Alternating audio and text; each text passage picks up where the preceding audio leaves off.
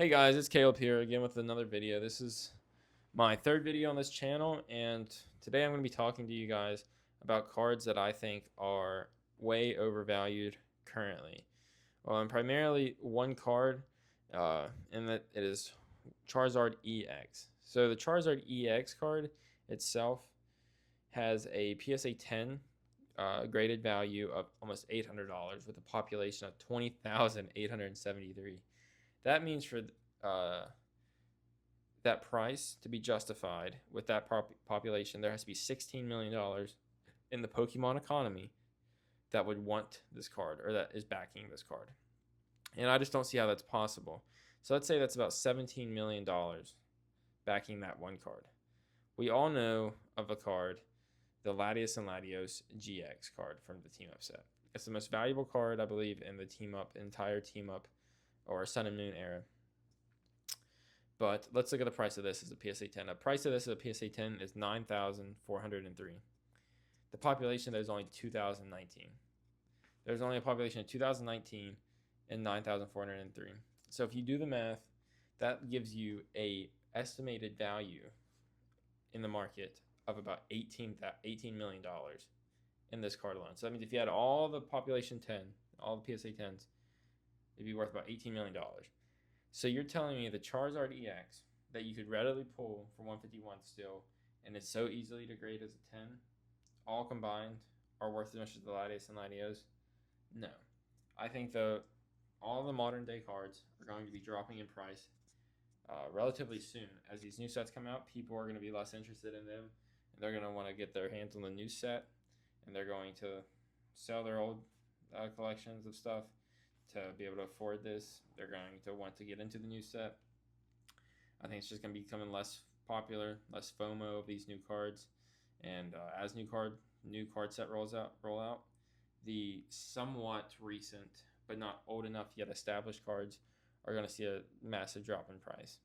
We saw this with the Latios and Latios. It was a great card whenever Sun and Moon first came out, and then it was chilling around $400 a few years ago. But now look at it. It is a $2,000 raw card if you pull it alone. But yeah, that's one card. Another card that I was looking at that also justifies or illustrates this is the Prismatic Evolutions cards. So Prismatic Evolutions have been out for about 7 months now. And the Umbreon EX, it has been steadily dropping, which is what is to be expected. It has a very high population for the time that it's been out. 6 months, it already has a population of 2,500 with a value of $2,400. So you're right here. What that is telling me is that there's $6 million backing this single card alone. So if we look at this card, brand new, you can pull it. There's 2 million packs coming into the market in the US alone. There's 2 million packs coming into this Sam's Club, the 14-pack Sam's Club box and the 2-in-1 Sam's Club little Pokeball and the ETB.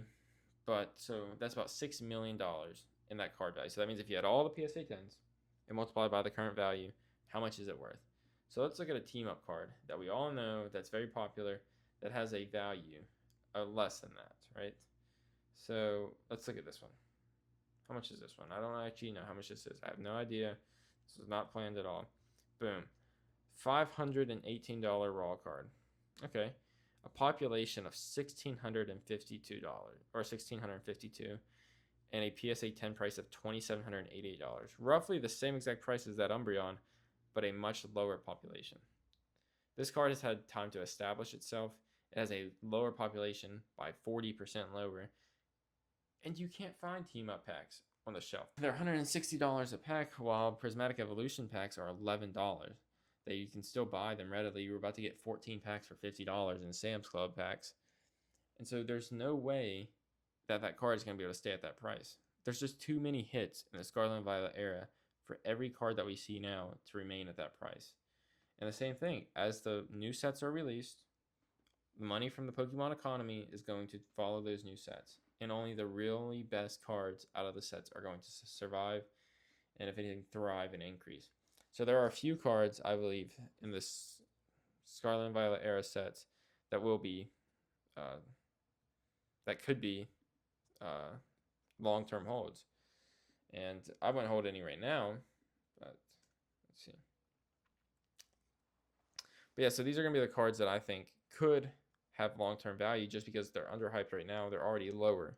So that's what you want to see. You don't want to see overvalued cards. If you buy overvalued cards, it has a better chance of going down. You want to buy in when it's low. This Pikachu EX, it has a population of 6,000, which is a lot for a price of 870.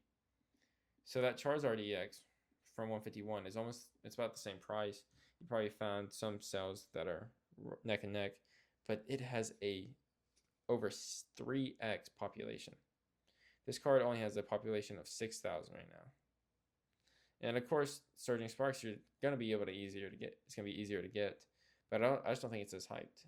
But I think it's still a Pikachu, and I think Pikachu is gonna be able to hold its value. And that's the only real Pikachu chase card that we have out of the set, I believe.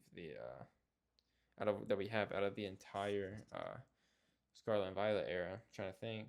Yeah, I can't think of any other ones.